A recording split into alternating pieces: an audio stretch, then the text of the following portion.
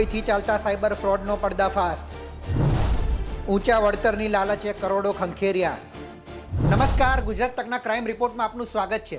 ઊંચા વળતરની લાલચ આપી લોકોને ખંખેરતી ગેંગનો પર્દાફાશ થયો છે. સુરત સાયબર ક્રાઇમની તપાસમાં 235 કરોડ જેટલોનું ટ્રાન્ઝેક્શન મળી આવ્યું છે. આ ઉપરાંત દેશના અલગ અલગ 26 રાજ્યોમાં બેંક ખાતા વિરુદ્ધ ફરિયાદ પણ નોંધાયેલી છે. દુબઈથી કઈ રીતના ચાલતું હતું નેટવર્ક, જોઈએ રિપોર્ટમાં. સુરતમાં શેરબજારમાં ઊંચા વળતરની લાલચ આપીને કરોડો રૂપિયાની છેતરપિંડી આચરતી આંતરરાષ્ટ્રીય સાયબર ફ્રોડ ગેંગનો સાયબર ક્રાઇમે પર્દાફાશ કર્યો છે. આ ગેંગે 235 કરોડથી વધુના બેંક ટ્રાન્ઝેક્શન અને અંદાજિત 100 કરોડના આંગળીયા વ્યવહાર દ્વારા લોકોને શિકાર બનાવ્યા હોવાનું સામે આવ્યું છે. આ ઠગ ગેંગ આઈવી ટ્રેડ અને સ્કાય ગ્રોથ વેલ્થ મેનેજમેન્ટ જેવી બોગસ કંપનીઓ ઊભી કરી લોકોને શેરબજારમાં રોકાણ કરાવી ઊંચું વળતર મળશે તેવી લોભામણી વાતો કરતી હતી. આ સ્કીમમાં ઓછામાં ઓછા 18 મહિના સુધી રોકાણ કરવાનું ફરજિયાત હતું. આ સમગ્ર નેટવર્ક દુબઈથી ચાલતું હતું. કુલ 11,000 લોકો આ સ્કીમ સાથે જોડાયેલા હતા. પોલીસે આ કેસમાં અત્યાર સુધીમાં 3 મુખ્ય આરોપીની ધરપકડ કરી છે, જેમાં મૂળ ભાવનગરના ડેનિસ ઉર્ફે હેમલ ધાનક, સુરતના જયસુખ પટોડિયા, મૂળ અમરેલીના યશ પટોડિયાનો સમાવેશ થાય છે. ક્રાઇમ બ્રાન્ચના ડીસીપી ભાવેશ રોજિયાએ માહિતી આપતા જણાવ્યું કે મુખ્ય આરોપી ડેનિસ તેના પિતા નવીનભાઈ અને ભાઈ દીપેન સાથે મળીને આ ધંધો ચલાવતો હતો.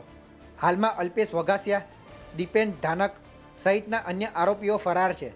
જયસુખ અને યશ પટોડિયા ડમી એકાઉન્ટ ખોલાવીને લોકો પાસેથી કરોડો રૂપિયા મેળવતા હતા. 21/6/2025ના રોજ ઉત્તરાયણમાં એક ઇનોવેટિવ ટ્રેડિંગ આઈવી ટ્રેડ તરીકે જે ઓળખાય છે, Pragati park Pragati IT park VIP circle પાસે ત્યાં એક સાયબર ક્રાઇમ દ્વારા રેડ કરવામાં આવી હતી.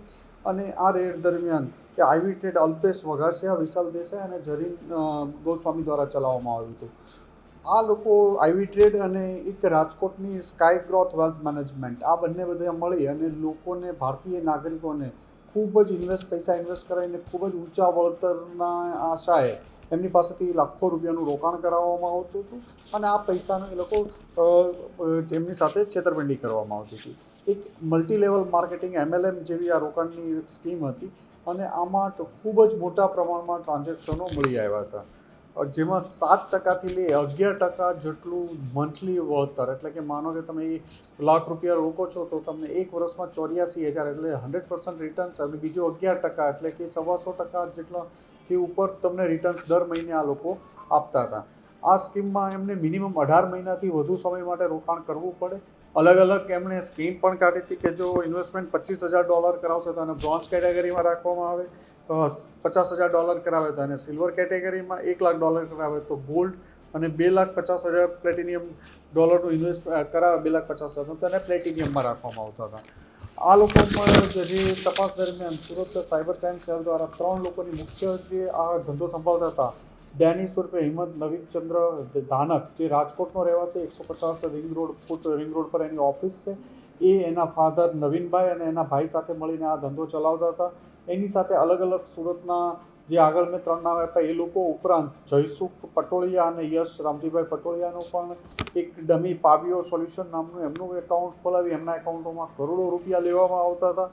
આમના સર્ચ દરમિયાન પોલીસને 4 જેટલા લેપટોપ મળ્યા આવ્યા છે, 5 લેપટોપ, 7 મોબાઈલો મળ્યા છે, ડાયરીઓ, ટેબ્લેટ, રાઉટર, ચેકબુકો, અને બંને જગ્યાએ રાજકોટ અને સુરતમાં સર્ચ દરમિયાન 40 લાખથી વધુની રોકડ પણ પોલીસે કબજે કરી છે.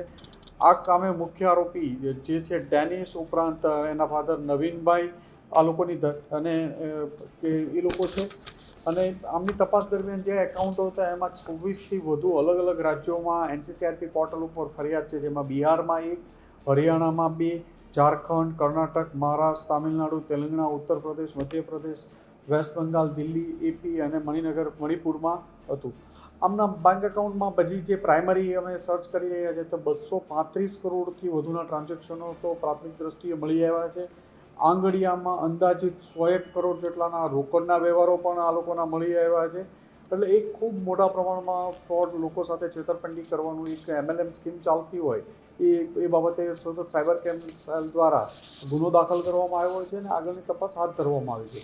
હાલમાં 3 આરોપીની ધરપકડ કરી છે, એમની પૂછપરછ ચાલી રહી છે અને આમાં વધુ લોકો આગળ અમુક દુબઈ પણ નાસી ગયેલા છે. દુબઈ બેસીને આ નેટવર્ક ચલાવતા હતા. એ બાબતે પણ તપાસ કરવામાં આવી રહી છે. પોલીસ તપાસ દરમિયાન મળી આવેલા બેંક એકાઉન્ટની તપાસમાં ચોંકાવનારી વિગત સામે આવી છે. આ બેંક એકાઉન્ટ્સ પર દેશના 26 રાજ્યમાં ફરિયાદ નોંધાઈ છે, જેમાં બિહાર, હરિયાણા, તમિલનાડુ, પશ્ચિમ બંગાળ, ઝારખંડ સહિતના રાજ્યોનો સમાવેશ થાય છે. સમગ્ર મામલે કેટલાક મુખ્ય સૂત્રધારો દુબઈ નાસી ગયા હોવાનું સામે આવ્યું છે, જેના પગલે પોલીસ તેમને ઝડપી પાડવા વધુ તપાસ કરી રહી છે. સુરતથી સંવાદદાતા સંજયસિંહ રાઠોડનો અહેવાલ.